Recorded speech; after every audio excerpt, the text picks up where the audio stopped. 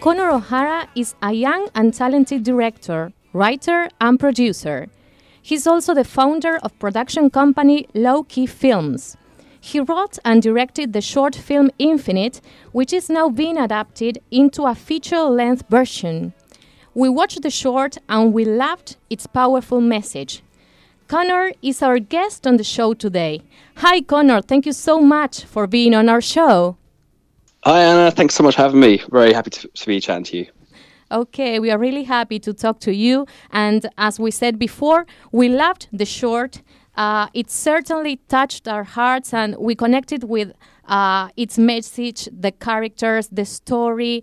Can you tell us a little bit about when and why you decided to write it and make it this way, so beautifully made? Of course, yeah. I mean, I feel like it was really important to, first of all, I wanted to represent young men on screen in a new way. I wanted to sort of show them as being much more, emotionally available and more sort of, still in touch with their emotions. But then what happened is I sort of had the idea of wanting to make a film about that. And out of nowhere, two people close to me died within 2 days of each other. So suddenly it was quite like a, it really shook me and my friendship group. And in that time, I sort of saw what an amazing capacity a lot of young guys had to sort of deal with grief and how, while it may not be the most sort of orthodox way of dealing with it, guys have a real, amazing capacity to support each other and, come together around a hard time. So I wanted to sort of put this on screen and, start, redefining masculinity in this way. I was thinking that art in its multiple forms has this power to reach people. And in the case of Infinite, you transformed a personal experience into a very beautiful short film that can help a lot of people. Can you tell us about the characters and a little bit about the story? Of course, yeah. So I wrote the 5 characters. I gave them all sort of fictional names. There's Sid, Digger, Dribble, Wolfie, and Plod. And the reason I did this is because I kind of they're almost like my 7 dwarves. Like each one of them is a bit of my personality. So you see in the feature when that will come out, you'll see further that one is more self-conscious, one might be more sort of angry, a bit more frustrated, and it's sort of each one is a bit of my personality. So like Snow White and the 7 Dwarfs, where you have dopey, I can't even think of bashful. Each one has a very defined, well, what I think a very defined stereotype of what a guy should or could be like. So yeah, I wanted to create 5 very unique characters where each one is sort of a bit of me, essentially. Yes, they certainly are unique, and the actors are really talented. How was the process to choose the cast?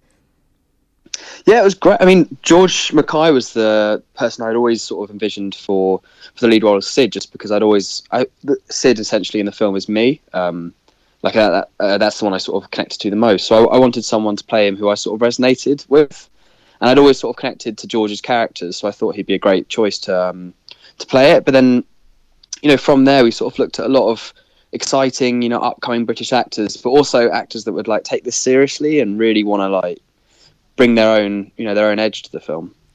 Yes, and the characters look so natural and spontaneous, like actual friends. As a director, how did you work with the actors to achieve that? Oh, thanks for saying that. Well, we wanted to, create this atmosphere. So very much what I said to them was I wrote the script and said this script acts, very much like a guideline. As long as you hit the main points, you're okay to improvise. And I think on the first day that worked well. But what we did was while we were filming, all the 5 actors lived with me in a big house over the weekend, so that we actually every evening we sort of we got together. We made like big communal dinners, like Mexican food, so everyone could share it. And we just basically talked and just became friends. So we talked about like our personal lives, told stories about funny things that happened in the past, and over the course of the weekend, we became actually quite close and good friends. So that on set, the improvisation became a lot easier. Yes, and the short is now being adapted into a feature-length version, right? Correct. Yes, we've been spending the last 4 years since writing the short, and it really felt like it resonated with people, and I also felt like I hadn't fully told the story. There was so much more to say. So yeah, we've been working for the last 4 years, sort of writing it, looking for sort of the best way to make this, the best people to make this with, and we're in a really great position now. Yeah, we are really looking forward to it. And when watching the short, one certainly can tell that it is made with a lot of commitment and passion for what you do. How did you discover that you had a passion for filmmaking? Was it something that you always knew, or was it something that you discovered later or when growing up? Oh, that's a very good question. When I was 9, I had an illness, which basically meant I was like sofa bound for about 2 months. So I was quite ill, and in that time I watched the first 2 Lord of the Rings films were on DVD. So I basically just kept watching and rewatching the Fellowship of the Ring and the Two Towers, and from that I ended up watching all the behind the scenes and watching how the crew came together to support one another, and I just knew that was the industry I had to be in. So from there, I've always loved telling little stories. So basically, when I was a kid at 9 years old, I just after I got better, I got a video camera and just started making little films. So it's basically been since then, since I was a 9-year-old boy. So I don't think I ever knew I had a talent for it. I think I just wanted to do it. Yeah, and you also have other projects in Low-Key Films, right? What are the challenges of having a production company? For us, yeah. So with a production company, I think there's a lot of different production companies out there. So I think it's not so much a challenge, but what we had to sort of realize is what company we want to be. Because I think a lot of people can create work, and loads of people. We knew we didn't want to be the horror guys. We knew we didn't want to be, the sci-fi guys. We sort of had to, we had to work out what we wanted to do. So we sort of want to be a production company which sort of tell, heartfelt stories about characters that don't always get represented on screen. So the challenges are just, bringing in the work, making sure it happens. But for us, we find that quite relatively straightforward. The thing that we're trying to do that's a bit different is, set out like a set of morals that kind of define our company. Yes. Well, when we hear you talk, we can certainly tell that you work with a lot of commitment. And here on the show, we like asking our guests about their vocation and seeing through their answers that when we do what we love, we can find real happiness and feel complete, but also make other people happy and help transform their lives for the better too. What are the things that you enjoy the most about filmmaking and that make you reconfirm that is what you really love to do?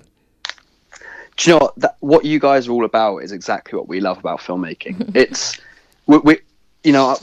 Jamie and I, who head Low-Key, we both have worked other jobs where we didn't feel totally satisfied in them. And with Low-Key, we want to create almost like a community where every time we go onto set, we're working with our friends, we're working with collaborators that we get along with, and through the stories that we tell as well, we can inspire more people to work in film. And we love this whole idea of building a community, spreading positive image, spreading a positive word, and basically just being the good guys a little bit.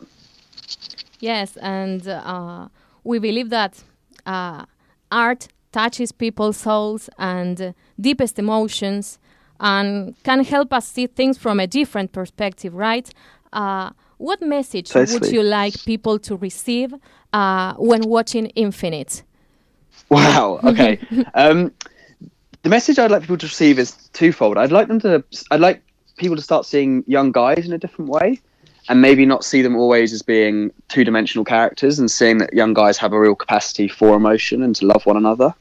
And I'd also really like to for people to see grief as not always having to be such a negative thing, and seeing that actually in grief and in someone passing away, you can find positives and actually celebrate their life and celebrate how much of a good person they were, as opposed to thinking about the bad time, which is what's going on in that moment.